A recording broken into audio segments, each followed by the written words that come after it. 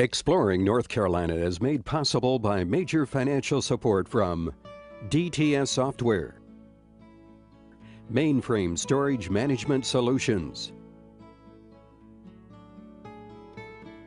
Additional support for this series is provided by the Friends of the North Carolina Museum of Natural Sciences, the largest natural history museum in the Southeast, and a major center for understanding the biodiversity of our region.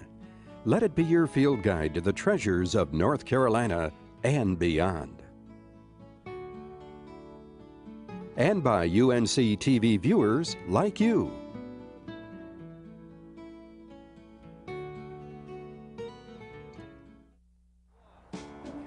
I'm standing in the middle of Fort Bragg, home of the airborne and one of the world's premier military training facilities. Fort Bragg's 160,000 acres is also home to a stunning variety of cultural and natural resources. And that's our story today on Exploring North Carolina. Fort Bragging Rights. Fort Bragg is almost as big as a county, covering 160,000 acres between Fayetteville and Sanford. Since just after World War I, tens of thousands of men and women have trained on its rolling sandy hills. Warfare has changed, but most of the land has remained almost unchanged during almost a century of use. I spent time training at this sprawling base in the late 1960s in this very uniform, which is now a little snug. What I did not know then was the long, rich social and natural history of this land, the untold story of Fort Bragg. The civilian most responsible for the hidden treasures of Fort Bragg is Jeff Irwin, Program Manager of the Cultural Resources Management Program at Fort Bragg. I like to think of Fort Bragg as an island of conservation. There's a considerable amount of development occurring all around Fort Bragg and all around the country. But Fort Bragg is 160,000 acres of land in a very unique physiographic region that has been largely untouched by massive scale development. It's mostly forested landscape, and we understand the land use history now through our work from about 10,000 years ago up until today. Fortunately, because there hasn't been large-scale development, we have landscapes that reflect American Indian activity from millennia ago. We have landscapes that reflect early settlement, 19th century communities, Civil War battlefields, these sorts of things, and they're largely intact, visible, and objects that we can study archaeologically.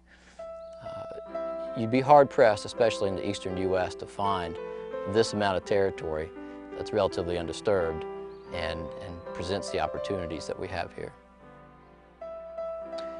The Cultural Resources Program at Fort Bragg is here to make sure that everything that's historically significant on Fort Bragg is identified, protected, and to a certain extent understood. We identify anything that's over 50 years old and significant. That can include archaeological sites that date several millennia back, as well as historic buildings, cemeteries, and battlefields and landscape elements, these types of things. We not only identify and protect historic properties, but we try to interpret them and provide that information to the public so that they can appreciate what's unique about Sand Hills history. As we observed and as we learned from Jeff, doing a cultural inventory on tens of thousands of acres can be hot, dirty work. Identifying cultural resources is pretty labor-intensive work. We've been at it for years here, and we've reached the point where we have about 80% of the installation surveyed, 80% of 160,000 acres. We've recorded 4,500, roughly, archaeological sites. We have hundreds of historic buildings as well as a couple dozen cemeteries, the Civil War battlefield, and a few others. This can be pretty grueling work at times. We have folks out there in the field walking every acre of Fort Bragg, digging holes in the ground, screening the soil, pulling out artifacts when they're lucky, and finding nothing but sterile sand when they're not. Human history begins here in the Sandhills about 12,000 years ago. The oldest artifacts we found on Fort Bragg date to that time frame, about the end of the last ice age. Since then, and beginning about 10,000 years ago, we find archaeologically a consistent human presence over thousands of years up until about 1500 AD, just before the Europeans begin to settle permanently in the southeast. The artifacts that we find are typically stone tools and ceramics, and they're common all over the landscape. They're somewhat ubiquitous. We joke sometimes that Fort Bragg is a single archaeological site. During our visits to the base, Exploring North Carolina had the privilege of working with Dr. Linda Carnes McNaughton, Curator of Collections and Historical Archaeologist at Fort Bragg. No one knows more about European settlement of the region than Linda.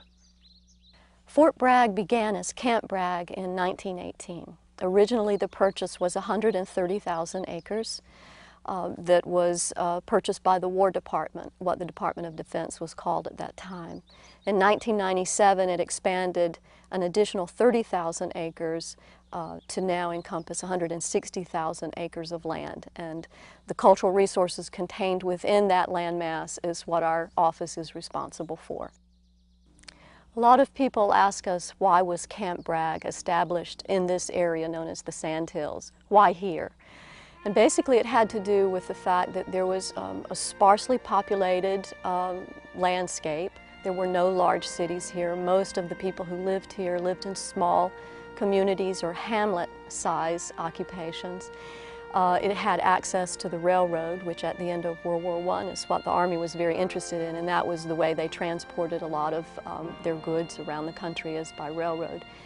It also had a large enough river system, the Lower Little River, good flowing streams, as well as the Cape Fear Valley. So all of those factors combined made it very appealing to the Army to send down their appraiser, Gilbert Woods. So his first task was to create a cadastral map, a property owner's map of who the current landowners were at that time. Secondly, he applied an appraisal value to those, whether they were farm fields or they were pine forests or they had access to river system or fresh water or railroad and the buildings on them. So then that data was compiled and given back to the War Department for them to then begin that process of making offers on the land. In this lightly settled Sandhills region of North Carolina, there was a culturally diverse group of landowners. So we asked the question, who were the people that Gilbert Woods talked to who made the offer for the purchase for the Army? Predominantly, about 75% of the people he approached were descendants of the Highland Scots. Folks who had immigrated here in the 1750s through the 1850s, originally coming from the islands of Jura, Skye or Isla, and the Argyll Peninsula near Campbellton. That was their major port of export, and they came to Wilmington, up the Cape Fear Valley, up the Cape Fear River, and settled into the Sandhills. Many of those descendants of those people are also buried in the 27 cemeteries that we have on Fort Bragg. The second, perhaps largest group were African Americans who would have come here originally as enslaved Africans. Many of these stayed, became tenant farmers, also became landowners, so the descendants of those communities are also here. And the third group would be historic American Indians, predominantly in the western part of what's now Fort Bragg. And we know that these three very different ethnic groups were all coming together, all changing their cultures and blending together to become essentially North Carolinians. The people here grew subsistence farming activities for the most part. The main cash crop that it did have was, of course, the turpentining forest. The Scots came with that knowledge of how to extract tar and pitch from the pine trees, and that was a major export to the British colonies throughout the 18th centuries and into the early 19th centuries. After about 1830, They learned to turn tar and pitch into a process through distillation to turpentine. And turpentine then became a major export, also used in paints and varnishes and some medicines. So that still goes on today. In the old country, the Scots had been accomplished distillers of spirits, including Scotch whiskey. The same skills were used for distilling turpentine. The other sister cottage industries related to the turpentining and naval stores industry was coopering.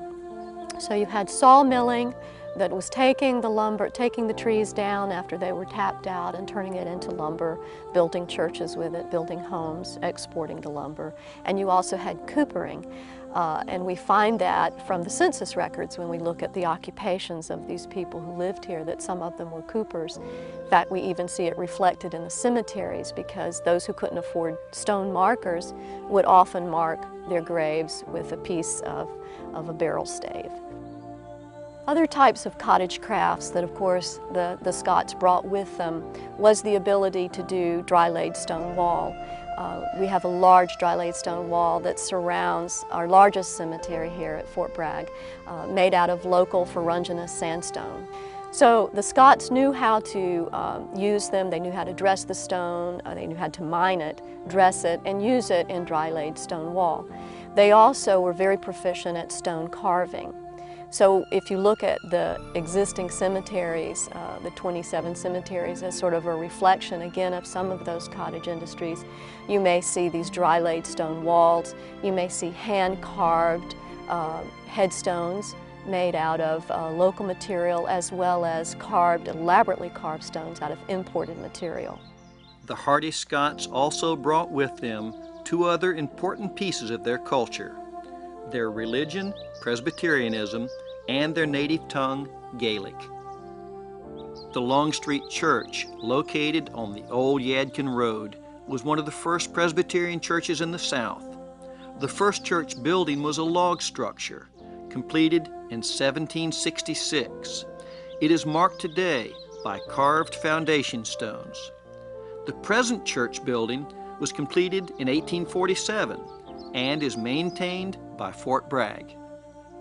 Church services were done in Gaelic, church singing, the psalm singing was done in Gaelic. Primarily types of legal agreements were done in Gaelic. The communication between families was done in Gaelic. And those who owned slaves also learned to communicate with their owners and others in Gaelic, particularly if they attended church with them and learned to have church service in Gaelic.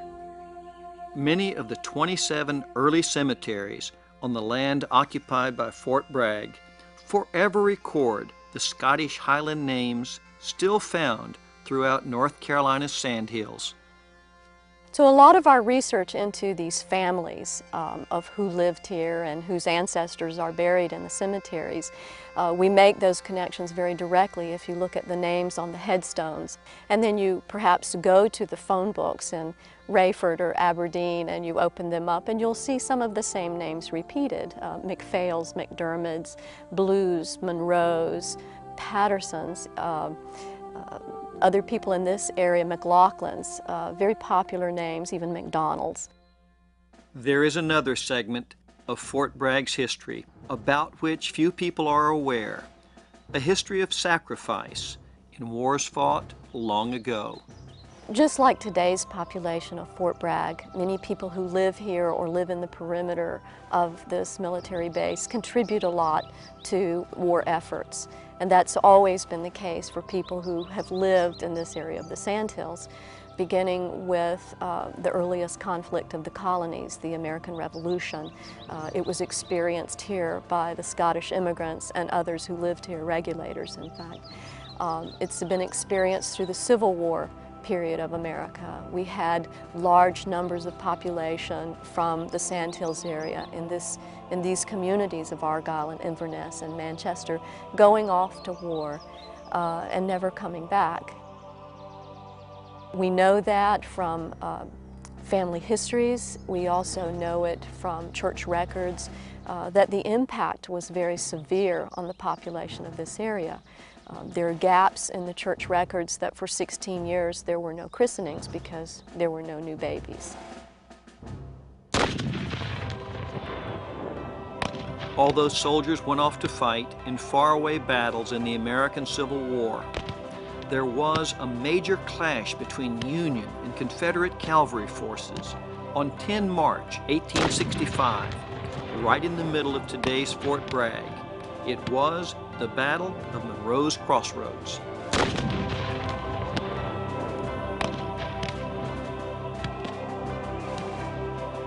Today, relics of this battle are still being found.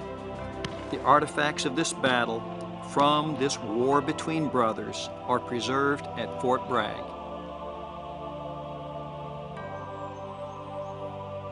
After the Civil War, it would have been understandable if people had left this land of the longleaf pine. But they stayed. But people stayed. People stayed on this landscape. It's always supported them. They maintained their turpentining, they maintained their Tar Heel heritage, and kept it going. I like to sum it up by thinking of this area of the Sandhills, the pre-Fort Bragg landscape, as the land of tartans and turpentine and turmoil. Another war has been fought and won at Fort Bragg. Secretary Bill Ross of the North Carolina Department of Environment and Natural Resources told Exploring North Carolina a compelling story of environmental stewardship. In the 1990s, the situation at Fort Bragg might be described as the Woodpecker Wars. At that point, concerns about the threatened and endangered species, the red-cockaded woodpecker, had interested parties at war. There was Fort Bragg, there was the U.S. Fish and Wildlife Service, there were private environmental groups, there were state agencies, and it was a very polarized and contentious debate. A number of people described them, that situation, as the Woodpecker Wars. The great thing that happened was that the warring parties found a better way, and that better way has led to success for every interest that was involved, from the base to the woodpeckers to the communities around Fort Bragg. They came up with the idea of a partnership approach that might serve all their various interests and missions at the same time. The partnership came to be called the Sandhills Conservation Partnership, and it was a non-traditional blend of partners. There was Fort Bragg, there was a federal agency, Fish and Wildlife, a state agency, Parks and Recreation.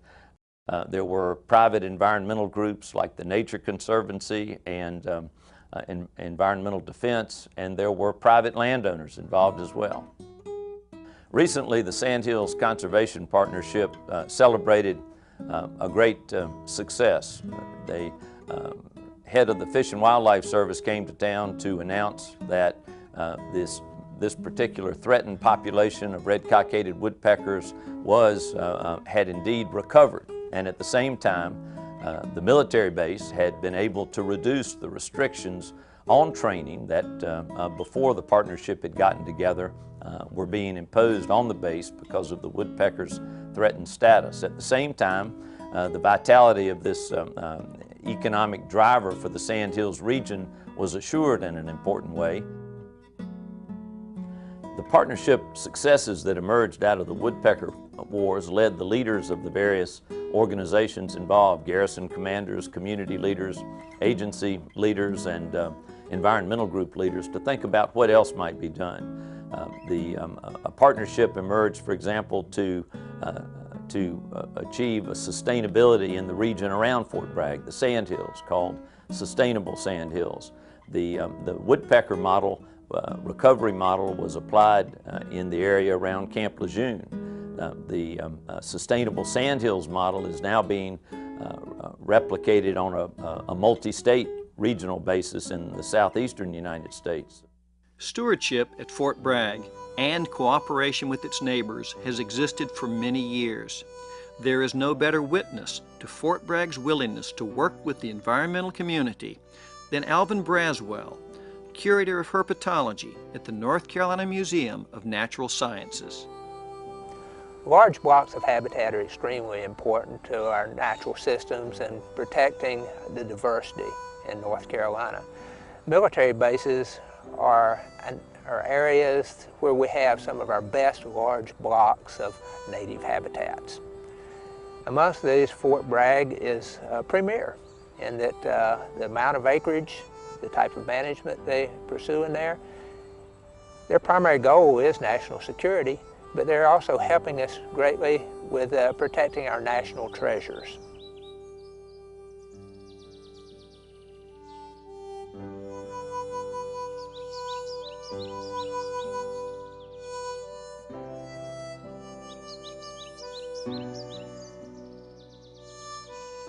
The museum's history with Fort Bragg dates back for many, many years, into the 1940s. Personally, my first involvement with Fort Bragg area was in the late 1960s. I was particularly interested in the reptile amphibians that occur in this wonderful longleaf ecosystem that's being maintained there. In particular, the eastern tiger salamander, the Carolina gopher frog were of interest of mine, in addition to the northern pine snake and the southern hognose snake. All four of those species are ones that we're greatly concerned about in North Carolina because of their declines, and Fort Bragg is maintaining some wonderful habitat for them. Of course, there are lots of other species there too, and fascinating things like the eastern coach whip and the beautiful scarlet king snake. Soldiers training at Fort Bragg are surrounded by amazing plants and animals. More than one soldier has been startled by giant fox squirrels in the oak and longleaf canopy, squirrels the size of small cats. Soldiers in wet areas can see the mysterious Venus flytrap and elegant pitcher plants. Fort Bragg's work with the federally endangered red-cockaded woodpecker is notable, and they should be applauded for their efforts. They've done a wonderful job of managing for that species and promoting their recovery on base. They have a huge number of colonies and nesting pairs. This is a key species in the longleaf pine ecosystem, because if you manage and do a good job with red-cockaded woodpecker, you also are doing a wonderful job with a wide range of other species that are typical of the longleaf ecosystem, which used to be a huge system in southeastern United States. It's been greatly diminished. It is an endangered ecosystem itself. But Fort Bragg protects a huge area of longleaf and these other species in association with that. Now you've seen the other Fort Bragg. The American military defends our way of life. But I hope you also appreciate the great job they do in preserving our cultural and natural resources. As my good friend Bill Ross has said, the great stewardship successes at Fort Bragg have not been by accident. You know, one of the great aspects of the Fort Bragg story is that it involves a set of visionary leaders who have seen that ultimately the success of the military mission lay in them looking beyond the fence line of Fort Bragg and the military base, and the realization that the base existed as a part of a broader community. They've become environmental leaders and sustainability leaders because that was crucial to their mission. And in that approach lies a lesson for all of us. If we're going to get where we need to get as a state today, we've got to look beyond our traditional fence lines, build partnerships, and achieve the conservation and sustainability goals that are crucial to a bright future.